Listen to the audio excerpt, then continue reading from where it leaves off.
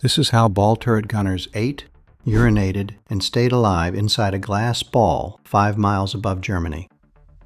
Start with the sphere itself because the details are stranger than the legend. Sperry designed it. Sperry did not build most of them.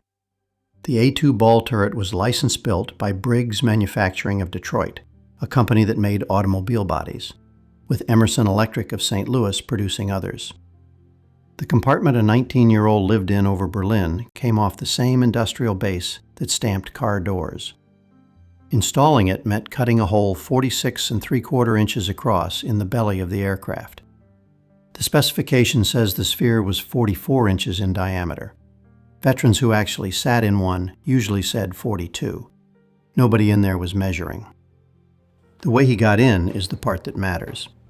On the ground, the ball hung low, so he never rode in it for takeoff. He waited in the radio room. Once the aircraft was up, the turret had to be rotated until the guns pointed straight down, because only in that position did the hatch line up with the opening in the fuselage. Then he came in feet first, put his heels in the rests, knelt, folded himself into the ball, clipped a safety strap, and pulled the door shut behind him. Now look at what he had in there with him. 2 .50 caliber machine guns, one on each side of his head. A reflector sight suspended between his legs. Firing buttons on hand grips at eye level. And 2 foot pedals. One adjusted the range on his sight. The other was his interphone. To speak to the 9 other men on that aircraft, he pressed a pedal with his foot. He could only see the lower half of the world. Mechanical stops kept his guns from firing into his own aircraft or through the propeller arc. And when he was not shooting, he was the crew's eyes on everything they could not see. He watched the belly for battle damage. He confirmed the bomb bay doors had closed after the run. He checked whether the landing gear had actually come down. On the way home, he was the one who could tell them whether the bombs had hit. Now the parachute.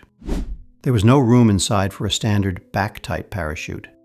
It stayed in the cabin above the turret. What he wore instead was a safety strap, and its purpose was not to save him if the aircraft died. It was to stop him falling out of the airplane. Some gunners used a smaller chest-type chute clipped to harness rings, but the standard answer to the question of whether he was wearing a parachute is simply no. Bob Harper flew 35 missions as a ball turret gunner with the 381st Bomb Group out of Ridgewell, England. He was 5 feet 4 inches tall and weighed 110 pounds, which was below the minimum size the United States military was supposed to accept, and he was drafted anyway once the demand for men rose high enough. On why he left his parachute behind, he said it plainly. It was tight in there, so he never brought his parachute into the turret. Then he watched a B-17 in the formation ahead of him take a hit and explode, and he saw its ball turret come off the aircraft and fly past his own. For a split second, he thought he could see the gunner still inside it. He started bringing the parachute. That brings us to the second thing I asked you to hold, and it is the part of this story that almost nobody tells, because a statistic is harder to film than a machine gun. At 8th Air Force operating altitude, around 25,000 feet, the official Army medical history recorded free air temperatures in December of 1943, running from minus 22 degrees Fahrenheit down to minus 45. In 1944, they recorded temperatures as low as minus 60. The ball turret was uninsulated aluminum, armor plate, and plexiglass, hanging in a 150 mile-per-hour airstream. Whatever warmth reached that gunner came from a suit he was wearing, not from the aircraft around him. And the suits failed. The early C-1 electrically heated suit was officially rated unsatisfactory, with inadequate wiring, unreliable controls, and more power draw than the aircraft could reliably supply. The replacement, the F-2, was standardized in August of 1943, and the single most important change in it was invisible. The old suit was wired in series, which meant one break anywhere in the circuit killed the heat everywhere. The F-2 was wired in parallel, so a single break no longer left a man cold in a metal ball at 40 below. And here is what a ball turret gunner's temperature control actually was.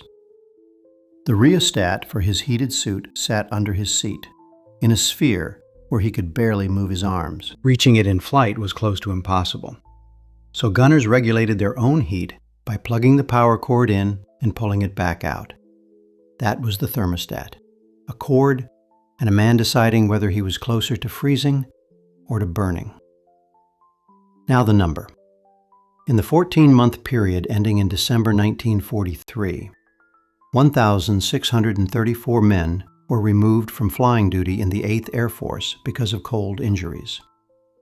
In that same period, 1,207 men were removed from flying duty because of injuries received in action.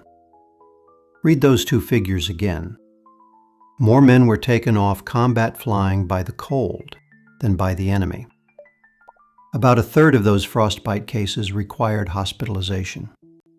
Wind blast, air coming in through an open window or a hole in the aircraft, caused 39% of the cases in that period, and nearly 55% in 1944. And the men getting hurt were exactly who you would expect. In 1943, the waist gunners, tail gunners, ball turret gunner, top turret gunner, and radio operator together accounted for 75% of all frostbite injuries in the 8th Air Force. What I find genuinely moving about this is that they fixed it. By the last stretch of the war, from January to the 8th of May 1945, there were 151 cold injuries across the entire 8th Air Force, against 3,852 injuries from combat. The suits worked, the training worked, the men stopped freezing and started only getting shot. Then there is the air itself, or the lack of it. Above 10,000 feet, the crew went onto oxygen and stayed there. The Army's own manual is blunt about what happens if that fails.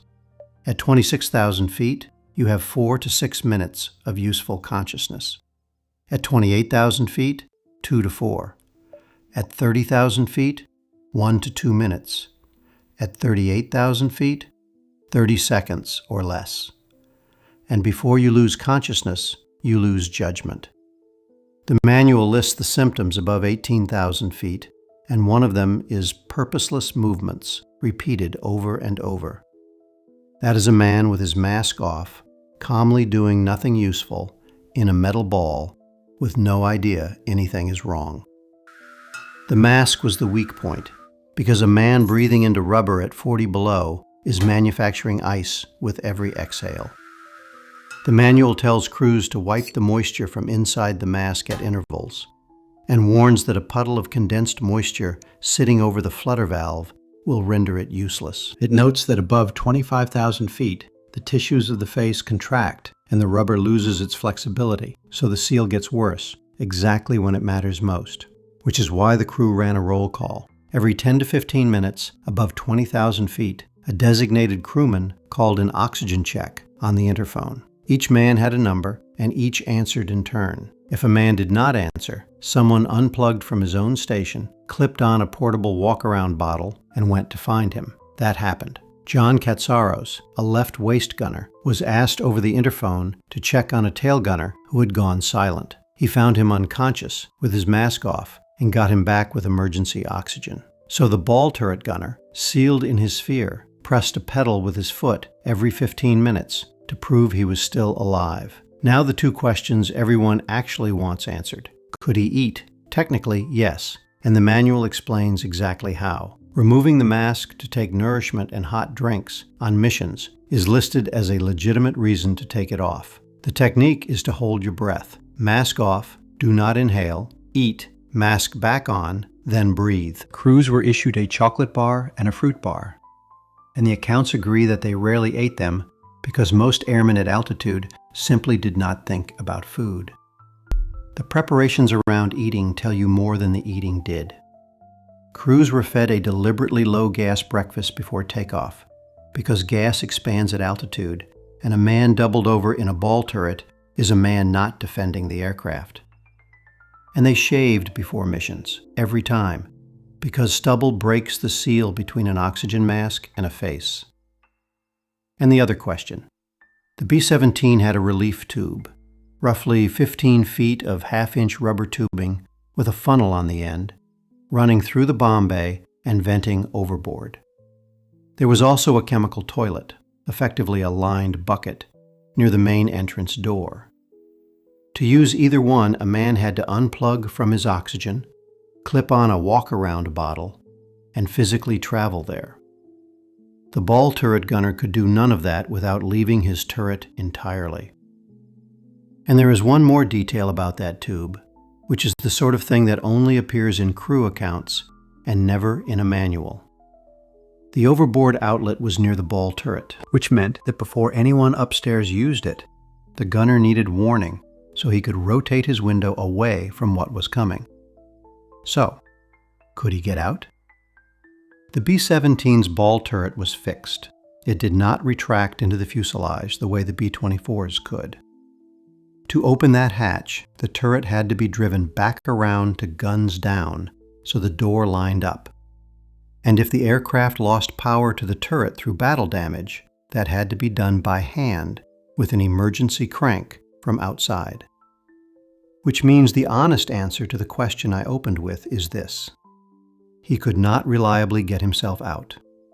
He was dependent on the men above him to let him out. Which brings us to the story you have probably heard, and the records that do not support it. Andy Rooney, then a correspondent for Stars and Stripes, told the story of a ball turret gunner crushed to death when a crippled B-17 with jammed landing gear had to belly land. It became the defining image of the job. In his own memoir, Rooney indicated the account may have been an embellishment, and researchers have noted he did not witness it. Careful research has produced exactly one documented named case of a gunner dying trapped in his turret. Staff Sergeant Joseph Russo of the 100th Bomb Group, killed on the 31st of December, 1944, and that was not a belly landing. There is a real incident that likely seeded the legend, and it ends the other way. On the 8th of April, 1944, a B-17 named Carolina Queen came home with its landing gear failed and the ball turret stuck. Tools were passed to the aircraft in the air, the crew worked the turret loose and dropped it into the sea, and Lieutenant Leslie Bond put the aircraft down in what was described as a perfect landing. The damage was a bent propeller and a skinned undercarriage. It made the newspapers, which is very likely why a version of it survived. And now the hardest turn in this story. Between the 1st of June and the 31st of August 1944, the Army recorded 1,117 battle casualties across nearly 70,000 bomber sorties, broken down by crew position. Waist gunners took 233, bombardiers 196, tail gunners 140, navigators 136, radio operators 95, top turret gunners 94, pilots 83, co-pilots 74. Ball turret gunners took 66, the lowest of any position on the aircraft. The man in the glass ball was surrounded by armor plate, and the survey says he was the least likely member of the crew to be wounded. And now the caveat that takes it all back, because it matters.